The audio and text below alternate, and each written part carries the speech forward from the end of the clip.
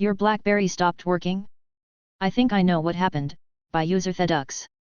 Some years ago I was running IT for a department at a university. We had many academic staff who thought they were a lot more important than they actually were. And a few who were exactly as important as they thought they were.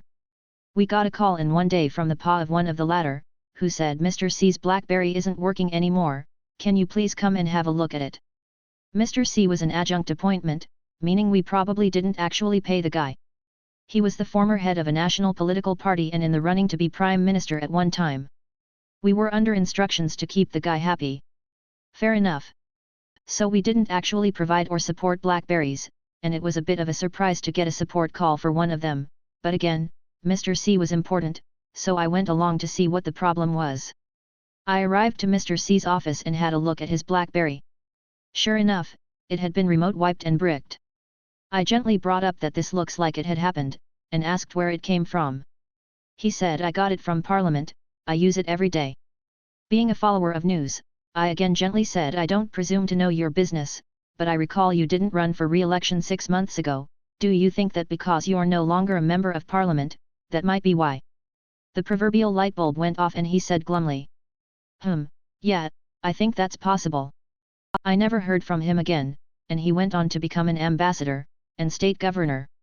How Train Simulator became the bane of my life, by user Noobromance. So to preface this, I do not work in tech support. There may be many things I do within that could have been solved quicker and more efficiently by a smarter person, but then the story wouldn't be half as long-winded and funny.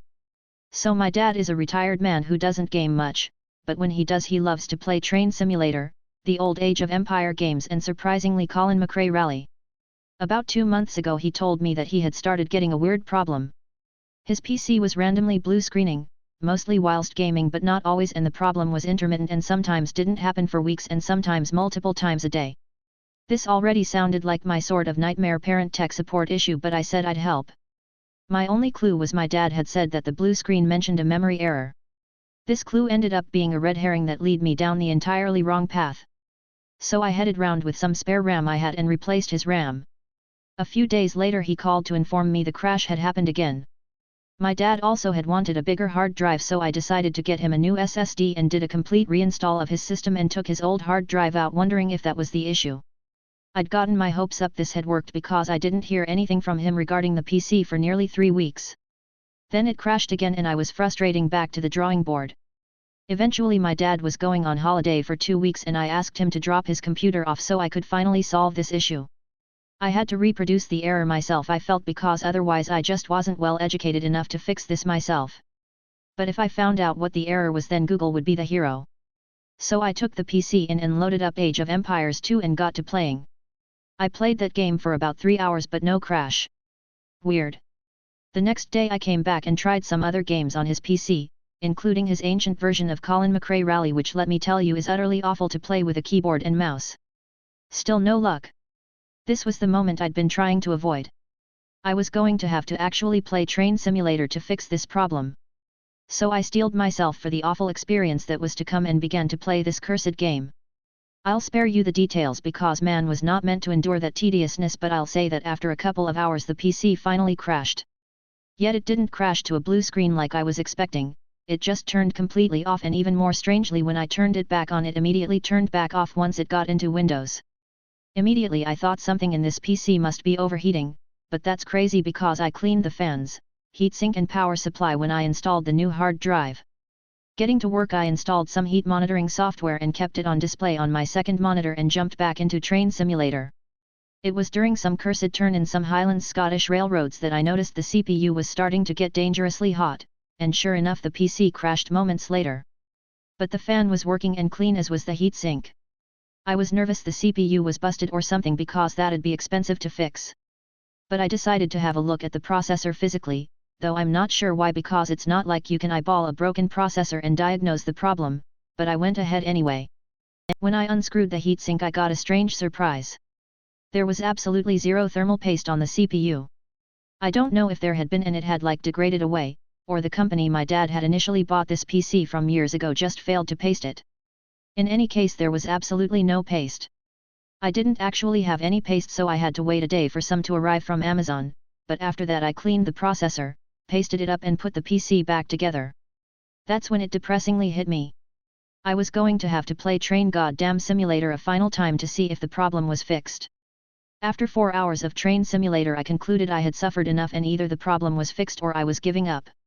When my dad returned from his holiday I gave him his PC back and told him to keep playing Train Simulator. He told me recently he's been playing it awful lot and not encountered any issues, so I'm nervously putting this down as solved. There's still some mysteries around this that bug me. What was the blue screen my dad saw? Was there actually a memory error I accidentally fixed during all this, or did he just get confused? Why was it crashing a lot more frequently and in many computer games for my dad but only Train Simulator for me? That one I think is because he plays his PC in a roasting hot attic, at least that's the answer that satisfies me. But most importantly of all, the biggest mystery that still haunts me, why the hell do people play Train Simulator? The server is down. But hey, at least the floors got vacuumed, by usermare DJI. This one should be short and sweet. Been a while since my last post, so hopefully I don't bump into any new rules along the way. Backstory: at the time of this story, I'd recently started work at a small IT support company which had various remote clients, about 15 to 20 minutes drive from our main office. Most of what we did involved remote support, but there was often on-site work as well.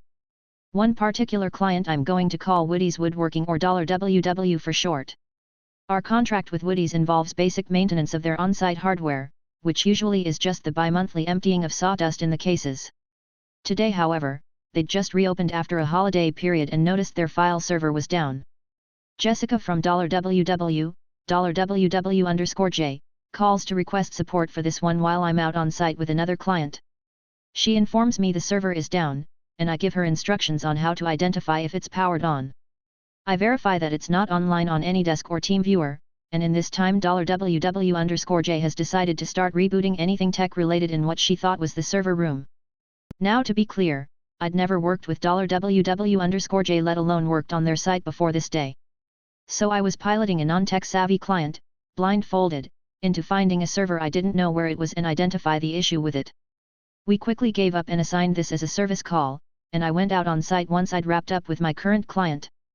By the time I rock up, $WW_J was on break and I was left with her coworker, Carl, $WW_K. $WW_K was slightly more tech savvy but not quite enough. When asked to take me to his server room, $WW_K took me to his main fiber ingress point to the complex, a messy cabinet in the break room of cables and haphazardly arranged networking components, a Wi-Fi router here, a 24-port gigabit Ethernet switch there. At this point I recalled during handover from the previous tech, that $WW was using a series of cheap NUCs purchased from a certain Chinese online retailer, and these served predominantly their office staff, but also their file server. So, going into the office section of the complex, I found it, a NUC sitting in the back corner of the, absent, manager's overcrowded with junk office, alongside two WD Reds sitting in an offline external USB caddy, and the cause of all our problems. $WW had cleaning staff come in a week before they opened back up. These staff had used any available PowerPoint to power their vacuum cleaners. One such PowerPoint they chose to use, was an occupied one, the server's. And rather than restore the machine, they simply left it powered off. Nobody knew where this server was, or even that it was a server, and so it just stayed off until I switched it back on. Fortunately no data was lost, the server was back up and running in about 10 minutes, and considering how busy I was we called it at that. I'd later go on to move their server into the same cabinet as their networking spaghetti, put a lock on it, and give the manager the only spare key. Excuse me, can you send me an internet guide?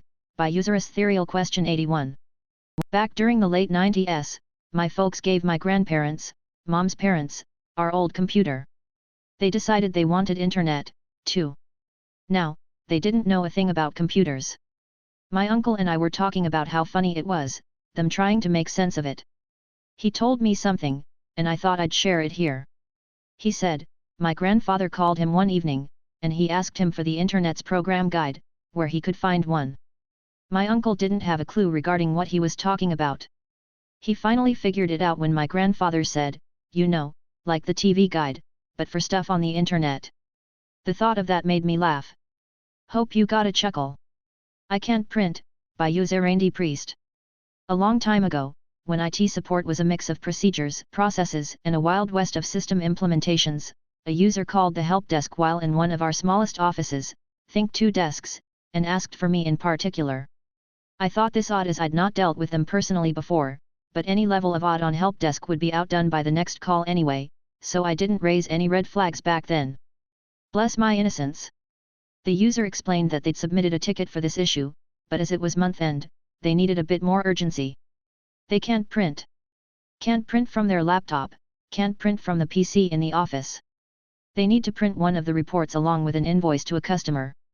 It's urgent. I run through a few basics, like checking they are printing to the correct printer, etc. And whilst checking my notes, remember that this office is one of the few with a print server still to be decommissioned. I couldn't ping the printer. Is it switched on? Blah blah. Yes, all working. I'll have a poke around the server as it also has a domain controller and a few other services that might need checking anyway, no central management, etc. back then. I couldn't log into it, no response on RDP. I couldn't ping it. I couldn't ping the office router. I asked the user. Are you able to access the internet?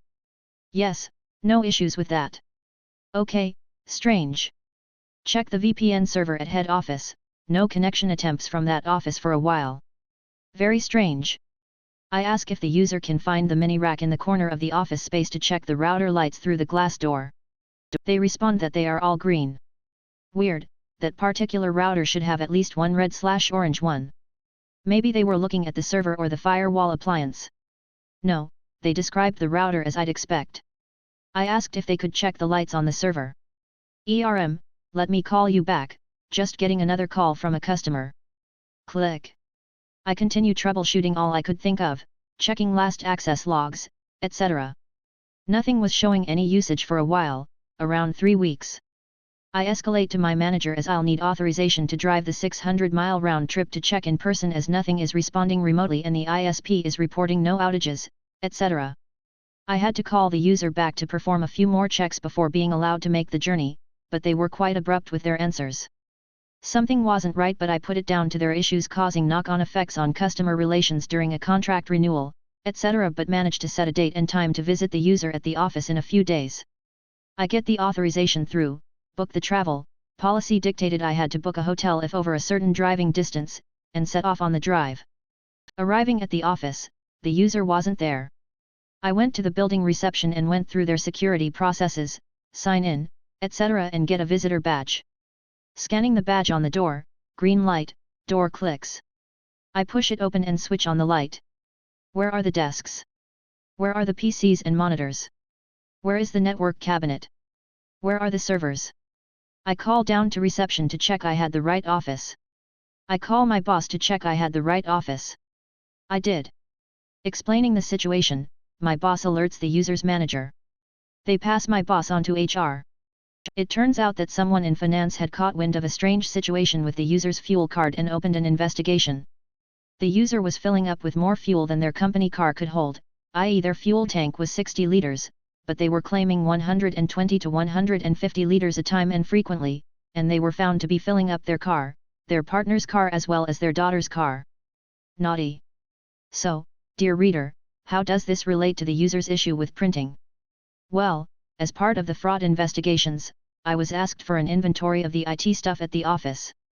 This is because the user had been found to have eBayed basically the entire office, fixtures, fittings, IT equipment, the lot, except for the printer. The user had thought they could have connected to it directly over the network, just like our more modern printers/fax/copiers, and didn't realize this one still had a print server setup. Not to mention that they'd sold the router that created the network as well, so didn't even get that far and called us. They asked for me as they knew I'd not dealt with them before and could play dumb with any questions.